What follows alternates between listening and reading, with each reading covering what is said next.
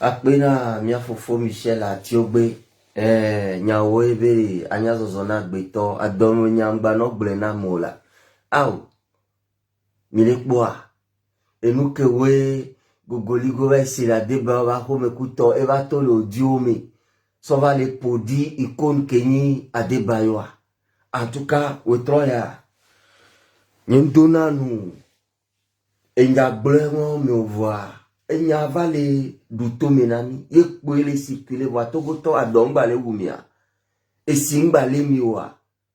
for be 4 mandats donc 2 mandats de 3 et ben nous balé wa mais kenten le prodouao le doufe les fions fumi les darende pepe dia e ya ngbalé ni et nous le no vevere na mio mi sebe endela gbanyo le togo aode ye affaire ya ye vale oh, miabe et yo miabe megao ao affaire Pape Somotite Gogoligo contre Adebayo Ari magbonya so mi ameton anti wetroya tutuba Emmanuel Adebayo be bubulenti odoa osodoko agbo so savona Togo ondamia Togo tomi fadijovile duyame onamia Togo toa ejijomi be Togo tomi ni doa odo Togo be football adoji amoja gbagba savoko yo va do ande pepetro et avant we yebe autorité wa zetowe autorité wa renvio autorité wa fianfito kaka prime que FIFA tuna mijan 2006 a ogbebe match na mi va en grève l'Allemagne les conditions américaines il a été pour bon dollar du dio a zebe autorité wa we gbe mi abe carrière me yewa o msubona Togo au premier camp 2006, Kudo mondial 2006, double qualification. Ne legba de bayo am legba gasacha kubaja kade tuba kubaja touré et a mémoire pata a sinon l'occasion no kaka ni bombe wake ni bombe dare ni apata am legbo a de bayo va faire un tiebe kok pour leon. Nous avons une soirée de honneur spécial à nos anciens éperviers. Et nous avons donc ces éperviers à revoir. On est un peu tant que faut n'y beaucoup à ce gouvernement et pété ni aller à même déjà encore. Nous les détourner gako là son ami. Il n'y a jamais à doigt ou d'idjoué. On les détourner et gako là son tout installation sportive que la nabé à mon place que là nous entraînement à mon pondou on est soabé talent au pata son doigt ni na football là. Nimvabema hommage ne pervio pata Adebayori ne nya ko be ni capitaine ke nti asiko no ule miabe football me abalo do se chan we to vom le gbo be we to ya Adebayo be komi le yo Adebayo mi nya be opefu on to gloni le ke yo opefu vai do mu rane o efio be do bobo nyenye le me o ma hu mo na do afiko do egbe a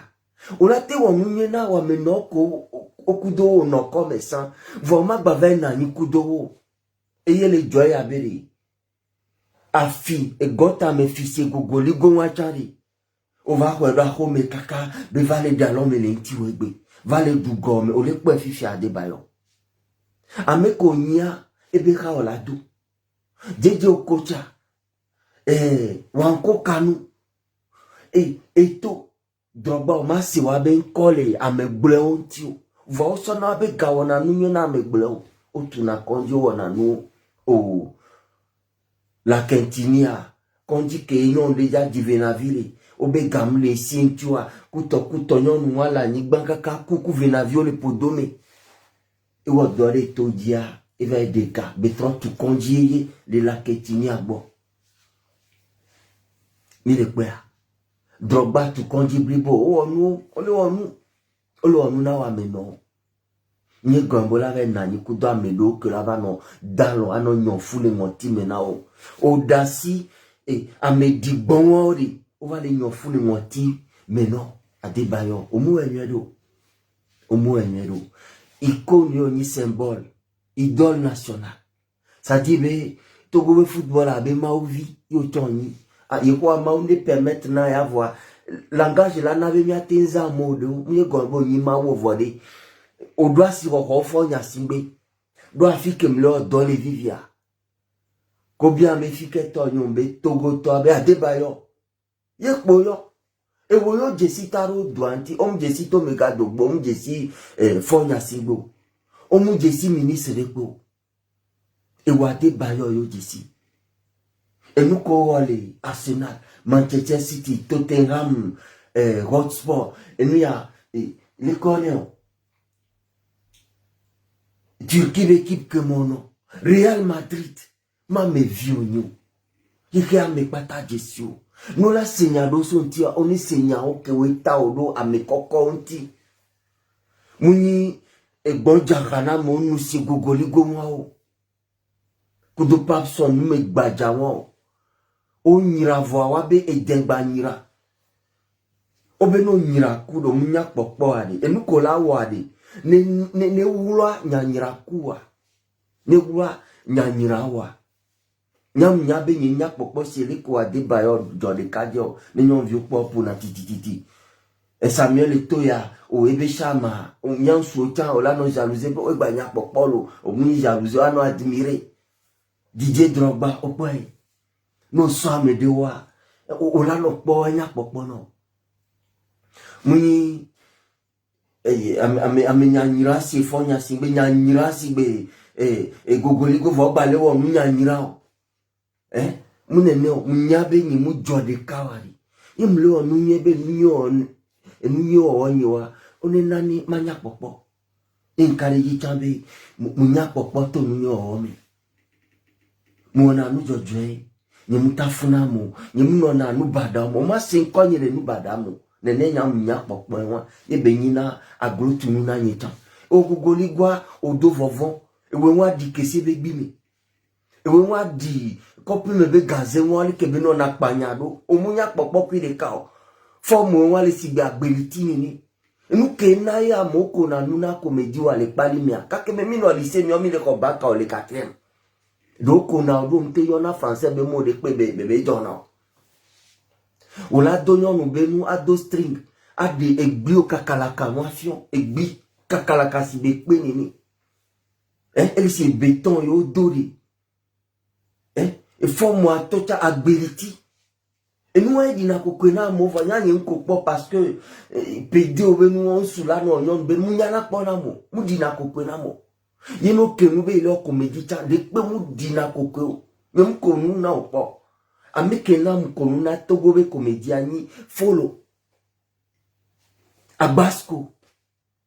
Wawina vasi na togo be comédie be di na ko ko et moi ewoya vaut rien be vaut rien rpt ni be politique a edo donko badamasi ke la lo no so pali me po so gbe me valo me konku me na wa o va igblebe relation afiko be po yo tonton be dominer va igble kakabe spectacle la saboter ati déjà concert o la na la annulé azeto azebobo abosan et so apredo meo o pole ke Bobo vont que tout ouvert son comme gogoligo non de scène gogoligo poyo po o ja terminé gogoligo o so agent facile et doit be gakeye o so milice bedo o tuno be so akwe o be si uni be kola ne o po baron won ko to créer unira o si uni be kola na abakuya do o jo on vi kakari tagbo fano kakari o so be ni le won ni o la lo eso enye kuari enyale miame ma po bobovon be emuko evana dio avano bahamea amonese o ma burukuwa wa aya ko jamle su enyake bichikuwa le wa pleveno anu wa da no wa me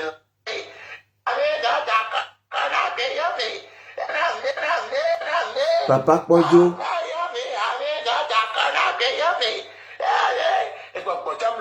Monseigneur Blibo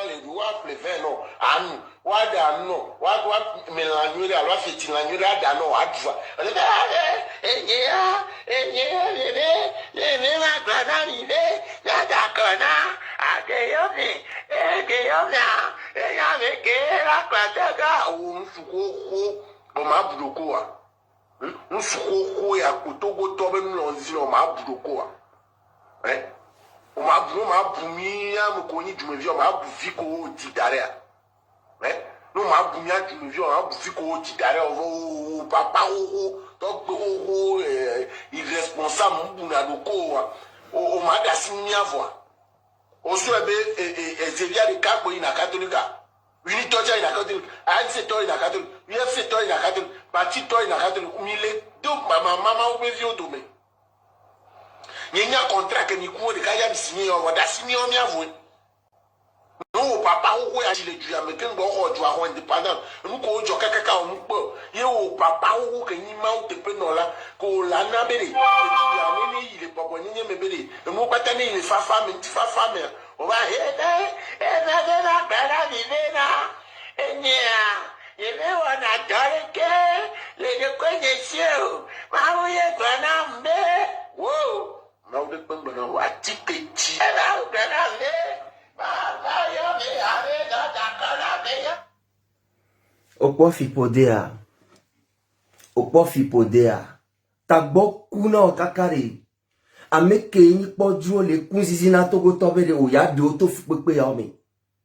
Kebe site okpole ko va le trop ebe engagement so do tagwa do tagbo kuna. Obene di ntifafa non a dumene o dakware ameke dujola swene ma meke fiakwa ye jola no ela re adjeva noa re guerre pour génocide va duome o pota boku kuto konya ne baron to nyakaka wo délégation agbe o me bobe o ye duji you a formé gouvernement de ne ba ni premier ministre avec plein pouvoir o aduvo moi nkume moi si kesebe gbime ni mu tenir dans langage nouveau ame konya be gbe madono o la se gomenwede ne prison ayo la gba vidéo moi le abe le dointi na masi e ko gbo so ntinye ya eye ya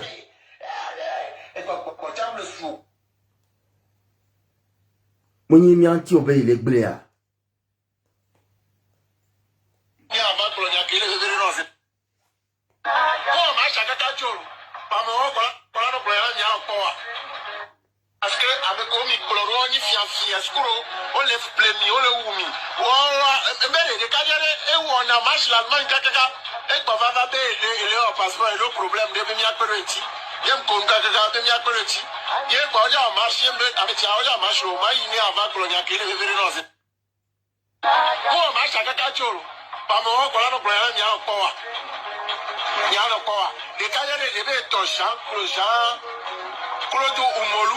Jean-Claude Umolu que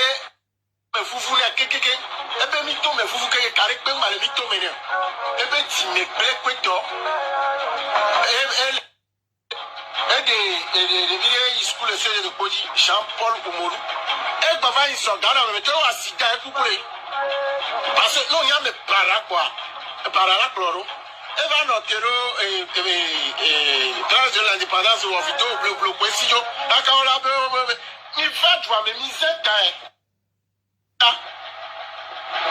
Jean-Paul a que parenti sa maman on tio va pour au président de mi franc fait quoi mais on peut le flou amo ko ba mo no parce que tu va toi mais on va profiter ame bonne pour les mi on mi anu agbe ame bo be vile pour les mi on mi anu agbe ma o le kwa mi lo on l'a tout fait en ami te pas là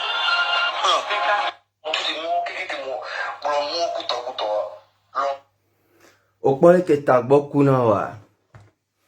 no lo ma chamo le kumia le wa be lo miawe le s'associer ku ya ku fonya singbele wa mi okpole ke tagbo kuna wa okpole ko munyande po emi le tago mi no ole po egbe ma do mi be gbe ko dona na ode na nya be mi apata enya gbegbe le nu me na mi voa mi tie be mi awo dubedo mi akpla du me vio onenya du me vinyenye olesia wa du vovo de nu adu o vert jaune doit omnyan ke to brosse dentifrice so vifio me kakava de kaje o me adu ogble kaka dentiste le pe ma gbajero obe mito nye me vovo omo mito me na npo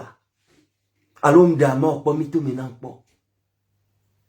tabo kuno kakari okpole ko le pervera agble amentipo obe onyam accident dans mes podinam entie juko la accident no do chanto les prisons kabaywa juko la accident shuyo la trozo o magbatenzo o magbaten pono adera no sole nu meno nyade ejimeke kona menti mo accident wa mu accident wa de kai jore dinori e do menu jonai accident la jo amela ku driver ke bom na yido la wo 3 mois de coma le condi boa ndekpe ma omo mo ba me vevea j'ai vu tout ni de kakpe nya amesia amekocho couper enye kponya ameke no tembe yo enu et accident ya mponde pepe du début jusqu'à la fin enye si télé yo secours mo ma ba me vevea obere akpo la je ya bendusi akpo la je akadinami ndekpe ma omio do ma o le kudomo gbe o ya la son ho la wa accident o gogoligo no ma venu aya don kube a o ye konye ya o le gbe ya e do ami atoya mvalo me mi vale dim mi la ten poma nyane ga ki me dro ma valo mi ye mvana pas ni mo na do koyo depuis mvana lo me o manya tabe mvao famille to mo na 3-4 jours bo vanya na be mva ne ba me nchamuni ni mo na van na mere joma mo si nebe mle fie vaso mila nani ndipepe la homena aha ko dila noele enu ko dila dua enyo restaurant mira dua po dijopwa edo mso asi koko na we o ma po ma na edo moto ma be mle nu bi alo ni mo na mi awe wona zana gbe won ni mo na ko si son fiami akọ fiami do ne va vacances en va se reposer là ma po me vevenyo ma se ressourcer doa mnyabe ne trova fia e do clic mbajaba o ni vazana do ko nyaka yaka donc ane va fi ke dro me muina ini mu ya matrojo no nya fi ke mle anu ko jawo o la gogoma no ni danger de mon ama nya ma wo ke gbe avabe jawo enya ewa engagement ya ke me mulere mi engagement gbalo o mu nya me ke we npa nko mu nya nke jincha ndo afo mi blento voanya ke ngbe be mi la wu mi anono ye amedo violi e pete ni me o la tro chaku do mi la de Togo nene be java yeke nene obemito me vonama do odidona mito ye me alo do o so vo so limito npo yo po be vo alo aha mito me vo to e vo faire ma voyager Afrique Djomlo afile pepe nde pepe ke Djoma wolo vo e we wan le gapo mi nuko la gba o aha a janvier o chan amenene ke le tero actuellement o la tenpe a gogoligo la tenpe a dudugbe tutugbe la dudugbe ade tutugbe ame saligo si be miao enu abusube nya ke mi gboso papa pojo nti kaka ba yuri la ho me gogoligo o yura gbewo l'école a terminé doit bien qu'on sort comme nom d'artiste malédiction et le bodio le dio bodio malédiction le dio bodio au boutin mais kaka gogoligo pojo la sortie va terminer nuit d'abord prison à chao non nuit ayi prison à poste il est père au jano gogoligo encore à tort didi l'enti ovo et l'auto va do meble fonya singbe ntocha de ame vlo benye beva ele décorer ame sigbe aux effigies nationales soto gobe galezano ntio les gardes de corps ntio kaka obone les gardes corps tout parce que eva le dia si à janvier do méthode exiger bonne do les gardes corps dans le même jour et ouais non doit ame ko le plodua ame mado tawi si on toke nini gogorigo enya fum la signe nao kole wedo Togo viontiare ameke ntio wedo fifia odalo eklobe mitomi ela mi oro vino la swedangbe adebayore ebe nu ono pata mu debe jeyi na dio bon mu le parfait voir et nous ke be na de Togota oh oui, les cabines les Angola, enclave de Kabinda, attentat wako, amoku, monsieur okloku tongoku, amelete anoku, Dojo Bilale, un cousin à moi, étrange ou impotent, fifi. Ni bombe wake, étrange ou impotent, les peu fous. Ade bayo koukoulé. Nous kenti otogwa tae. Bofonya si be ami bele oué. Be ya no pouvoir. Mi bele fion fou. Le lomia be galena yo vo kwa mo. Et nous kade bayo wana togwa fonya si be moué ode. Na de bayo ni président be ya nous ke ba wana togwa. Ne mi kwa hwe ko ento so akudo le kento ron po ebe gami anya be na me wani président. Afike ba po togo ya. Elle a une compte. Et nous, quand débaillons, sonna Togo Bespora, Fonya Simbe Moussena, mytho politiquement. C'est une icône. Juge au leno, soit débaillons, et juge au bois, le cahier, à débaillons donagé. Donc, les mido football, mais, on camé connu. On l'avait oué, les Togo doit gagner, et Gila doit son téléphone à lui amener un coup de champagne pour les milliardaires du régime. Oh, on est. Fierté, moi, quand des baillons, nao, Togo l'avait pour beaucoup Guinée là, du Guinée dit, Togo là, du Algérie dit, Togo là, du Ghana dit, Togo là, du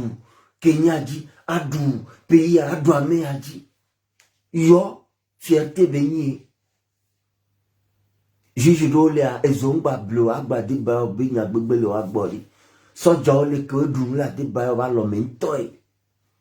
Togo viole dun le ba lo me e ya amebe ni nana no ame nyoya mi khona nu la me sikwe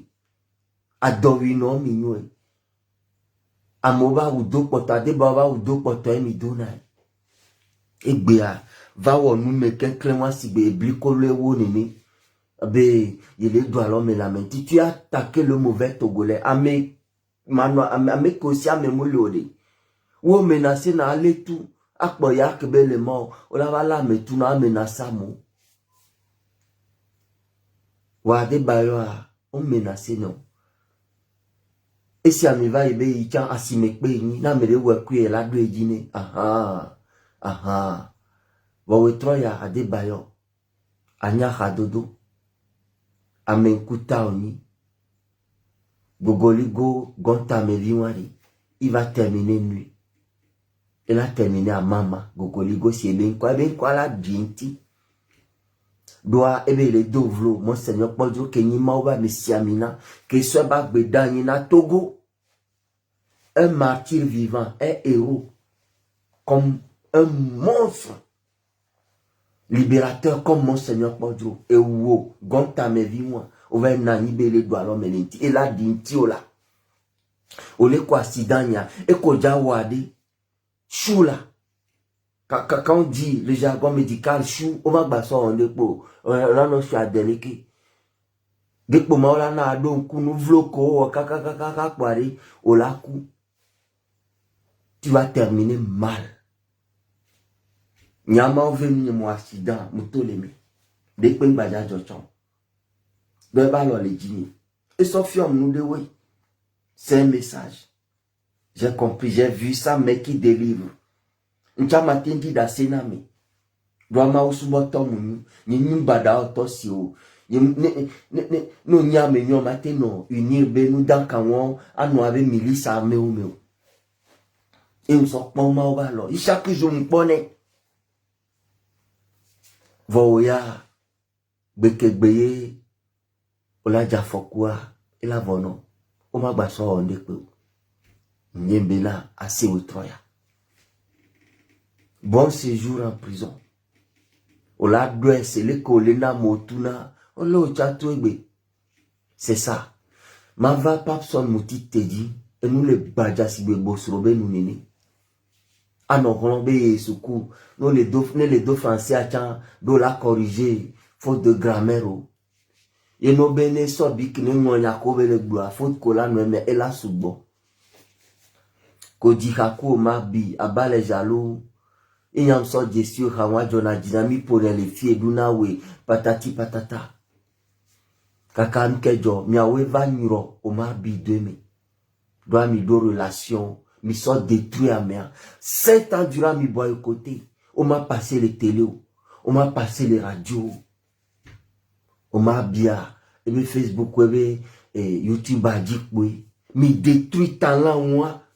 diamant moi qui ni o ma bi et ben moi qui me boit le Togo mais mi a zebogbo mi botroin et toi ya volo fifi mi a toi ya te mi a be calvera e be calvero ya vo o ma bi be calvero vo o pede ka tentile ye ya e vone e ya lentifa fami do me kone e gbonya kele domine ki ngbejo yi vo mi awadi fifi mi a be calvera mi jadi mi a do koda game mi jageja game la me la 20 minutes mi a vive gbela ku fifi be teji na mi o papson mutiti anyon vio kombe mona live nya yim no na fait divers no voilà aussi be ma va teji do se mi a be société a be problème o ma va teji sur des débats bon temps d'expérience do que mama kwame relation humaine o temps d'expérience o ni ma bo be politique a po fifi ma va teji amova il boss me va faire vie na ni tom trop en vie pap sono la les de viola violé ou a blobé il a placé ou il doit entrepris il a dit dono de viola va tout en dos no be il a renvidé a beno kassa il a diamao il a d'auto à maman on la vend la dasio adoko on la donko nous a violé no bien resté il y a deux relations qu'on fait no kassa on la igapom on la dasio o pap son maoule de vieux aussi maoule wasi Amérique même le wasi vo maoule wasi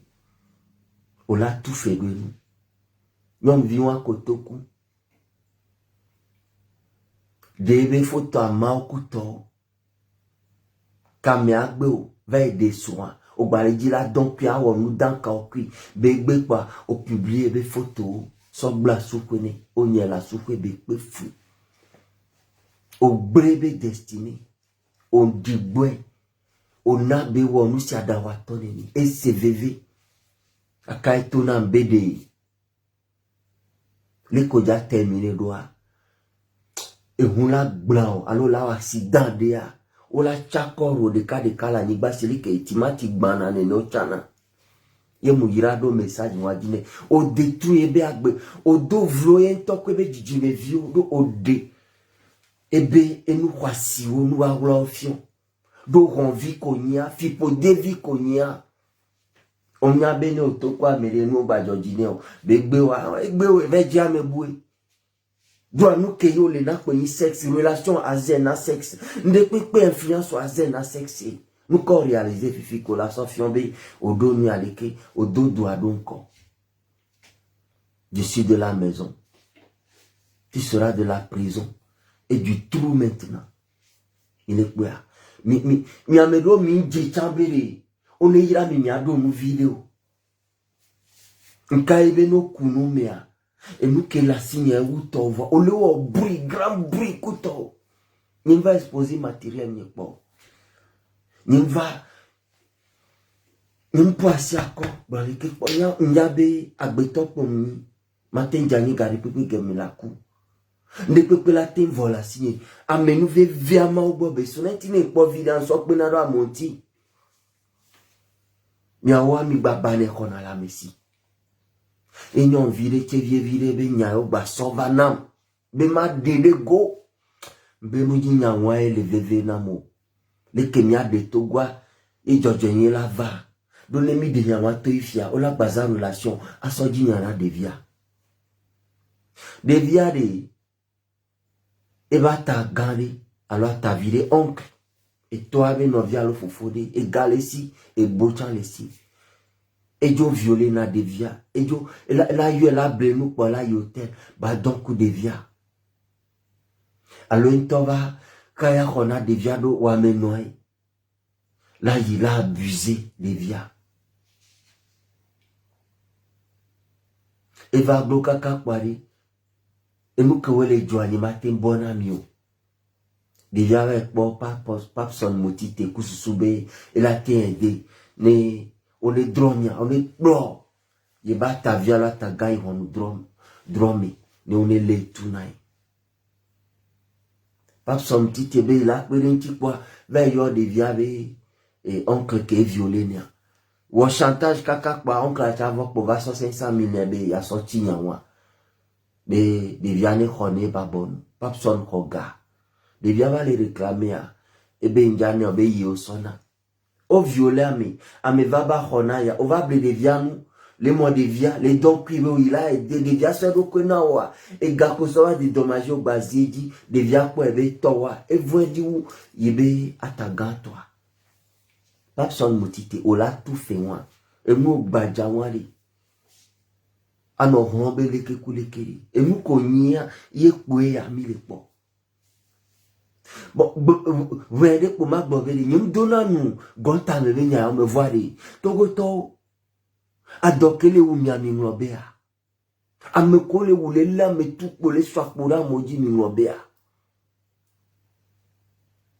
Et si kedo, amole sime mde pepe blena wade ngobea. Nyabe susuma inu odia. Ne mi abribe douane 3. Gogoligo konsia di makpa wa tagboku kuton wa be nya ele vevere na mia. Mi ame kole di bene nyona mi le libéré mi abe patron on est traité libéré et mon étron le togo ni mi voix on mi dans live ame blaton egbe kemja blogon ta me be nyae ame alors fa ve kudo blaton ko divo va le kamena mi pole ke mi sona mi abe tam mi abe mega et gamle mi asi mi adu nouveau mi appelle mega avec non ame zouton on be clash gomme 2 heures 3 heures de temps mi ame akpe ve akpe to akpe aton mi ame ko ve togo ne nyoa va pove ame kono na mi ame qualité we ame qualité o musugbo ame qualité o musugbo voici yanya poberi et nous que mille pas mille angelo avec ole na metua et on le tuegbe avec we o tentana foire egbe on va jamais que ma tenta fojo ade bayo ikoni negba onu gbegbe chan o la rege ala mi ablo ma do vlo do e do to gwa be nkodo jisugbo ogoligo on l'a terminé à maman si gogoligo wa nkoko soa et bio coordination à do string banon si agbelitiari oh string cha ma va pour la sortion et moi et pas son motité ameko violé ameko be avenir me ogbeli il a rattrapé on l'a tout et fait on l'a tué karma de voici le karma à la togolaise. Togo be karma ya. Yeo mia régime toko pata le wo. Semutaku dua o mile ja tu keke. Mile tu vocha. Mile tu. Et nous nya kembe ma bona mi otoya. Mia doko le nouveau womi. Mia onu ke dona Togo donko. Doa kuki le mia dia elolo ugogoli gobe kosia be nuo jimakla e bomechichi. Ko preme be mua ame anyirale kume ba anyirale jime yewa pap som ta onu gbaja se bosro be nu nene mi ma se nu egbe amira bon ni agba no prison alo gada via no wo live mi gba we mi asi mi gba we jimakla o nu ma nyato prison a nya doesi anya kebeni voilà mi dasi mi avo ni mi ame ko le di Togo be nyona nya yin kogbe tonyo we 3 ni nyona mi